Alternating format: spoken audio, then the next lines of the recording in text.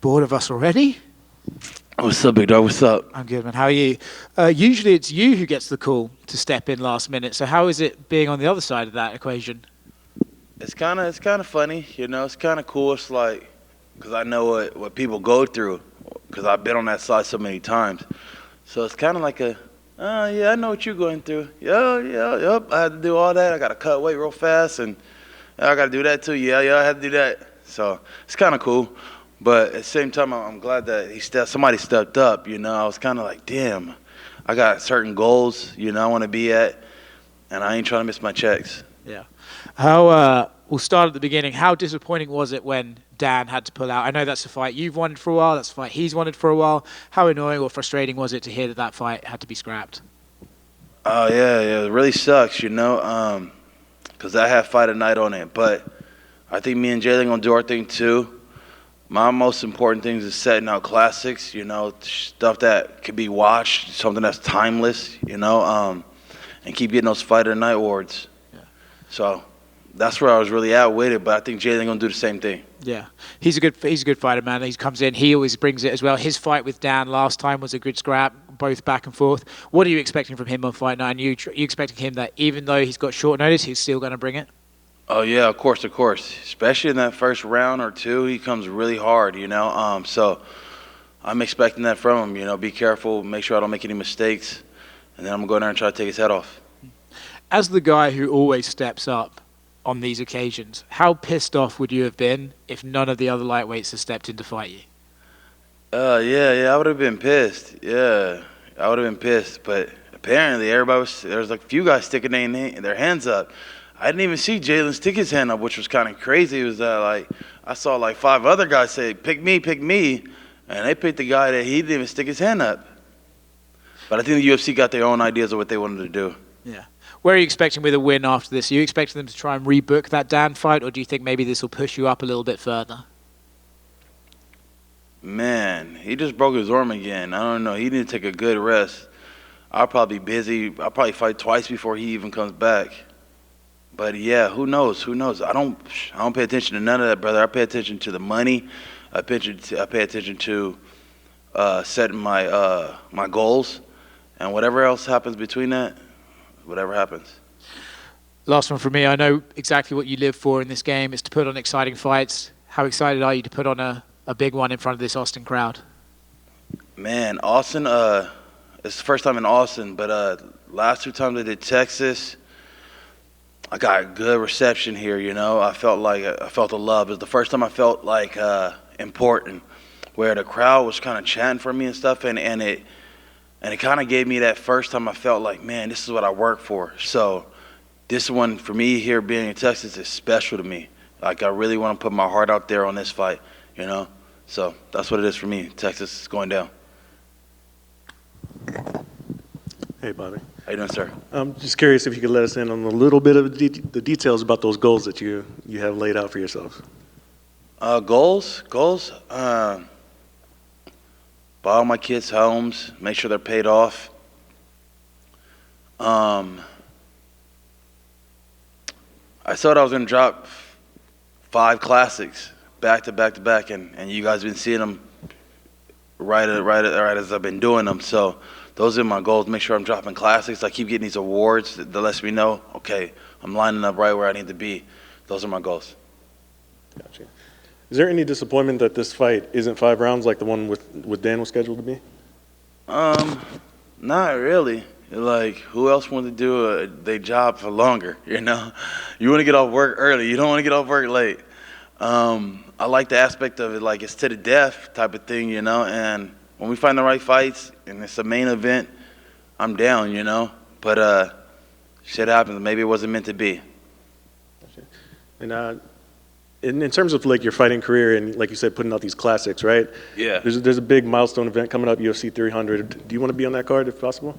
Yeah, that'd be an honor. I was hoping to splash this one out, take a little break, and be ready for 300. Like, I done fought 5 times in 12 months span. I don't know many fighters doing that right now, especially at my age, to have as many fights as I do or as many miles as I have on my body.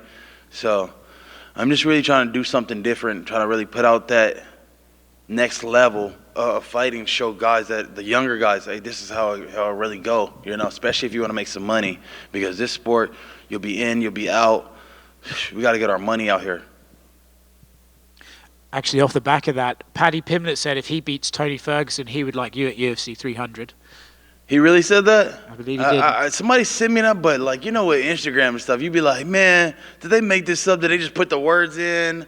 I don't be knowing like who telling the truth or not. I'm like, bro, there's no way he called me out. Paddy, no, that's a bad fight for him. He don't want that. He just talking, okay? He just talking. Until he start walking, get through Tony and then we'll talk, you know? We'll talk after that, but Paddy don't want that. It'd be bad. It'd be a bad fight for him. How do you think that fight with him and Tony goes? I feel like Tony gonna start pulling something out closer to the third, you know, closer to that second, third round. He pushes a good pace, comes really hard, can take good shots, and so if Paddy don't get him on the ground, try to do some jiu-jitsu, I see Tony getting him. Tony is pretty good too. Bobby, you're always down the swing and bang. You know, that's one thing that makes you a thrilling fighter. As far as preparation for a new opponent on Jalen Turner, does that switch your mindset at all, or do you have the same mindset going into every single fight? Nah, bro, nah. I'm a contract killer, you know. I'm sitting at home. They send a contract. They say bring out the head. I cut it off. Put the helmet on the table and say, hey, pay me my check, you know? It doesn't matter who it is, what it is.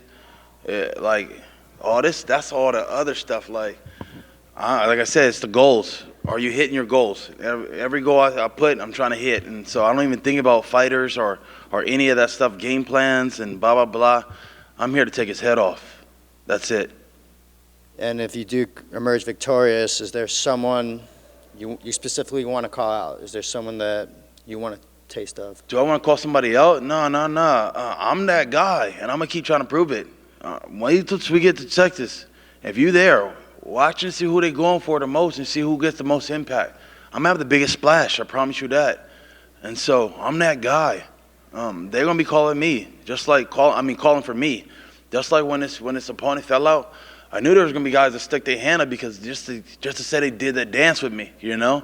Just to say they did that dance. A lot of cats want to be able to do that dance and say, I did it with him. And so I'm that guy. I'm not calling nobody out. They're calling me.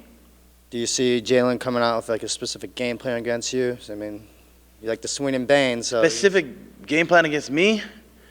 I never even thought about that. To be honest, I'm like, he might try this at the most, but the problem is I just keep switching it up. Like, if you watch all my fights, I don't fight the same. I'll do this, and like, some people are like, yeah, you're a striker. You're going to come out and strike. You're going to come out and bang. But it's like, first of all, that's what the crowd wants to see. But there's all these other different little alterations I did on each fighter and how I fought that fighter.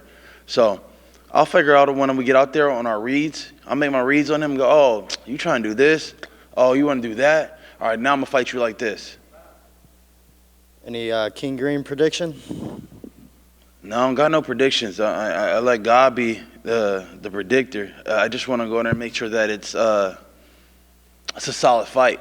You know, that's what I'm doing. What I'm doing, my job part or my end is, hey, I'm bringing a great fight. However it goes is however it goes. I'm in the moment, like truly being in the moment, and more so than like, oh, I was planning for it to go here or there. No, I'm just in the moment. It's going to happen the way it happens. Yeah, one more, Bobby. I think I saw an interview you did with DC and RC. You talked about like how you feel like you're kind of like a rapper when you're out there, you're performing, right? So it kind of, piqued my interest. Like, how much thought do you put into like all of the things that you do, like when you're on the way to the octagon? Everything, bro. Everything from the moment I get from behind the curtains till I leave back behind the curtains. It's a show. You know? And so I'm out there trying to pump the crowd up. I'm out there vibing. I'm going to throw my jersey out to the people. You know, I'm going to get them up on their feet before we even get to the fight. The jump in the cage, the water spit, it's all entertainment. It's all a show up until the point where I'm like, yeah, I'm all right, I'm out of here, guys. I sign a couple autographs, touch a couple hands, I'm out. It's like a whole entertainment show the whole way through. I don't even call it a fight. I'm like, I got a show. You know what I mean? I'm like, yeah, I got a show. I'm gonna go out here and perform. You know, not even thinking about it like a fight. You know, fighting is just like it's just a show to me. Here's a random one for you. What do you make of his like obsession with tarantulas? I remember sometimes he's come out to weigh-ins holding a tarantula. If he came out to face off with you and like tried to give you a tarantula, how would you react?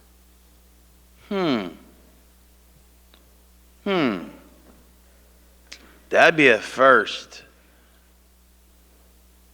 We from the same little background. We both from the IE, you know. I heard he said something about LA or something. Somebody said, but he from the same city I'm from, San Bernardino. So there's two San Bernardino niggas. And he know what time it is. Like, I respect the kid, but hey, stay in your lane, bro. You know, don't play with me like that. We good? Oh, let's go.